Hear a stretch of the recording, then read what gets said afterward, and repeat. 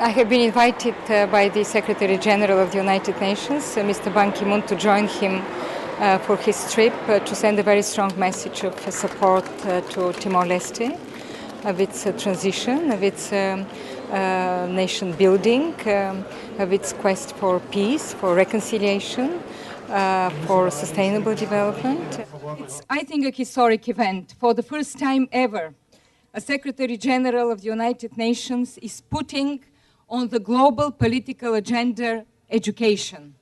It is putting it with all the strength and the conviction of the United Nations and of the global community that education is not only a human right, but education is what makes human dignity and what drives this world in these challenging times. The fact that the Secretary General chose Timor-Leste for the launching of his new initiative, Education First, where UNESCO plays a leading role, is a wonderful example of commitment, a strong message of support for creating knowledge-based societies, for learning, for giving skills to young people, for social inclusion. I think this is very important, not only for Timor-Leste, but for very many countries in the world.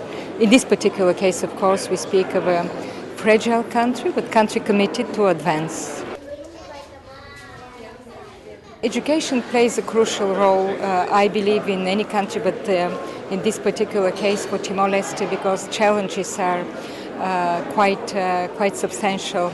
On one side, still, although there is an advancement in literacy, still there is an effort to be made, and UNESCO supports community learning centers in very many parts of the country.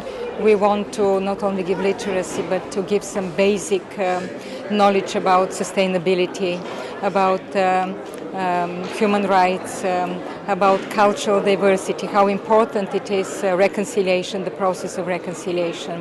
We think it's important nowadays to educate young people with some values, the values of rights, of dignity, of diversity, of social inclusiveness, of solidarity.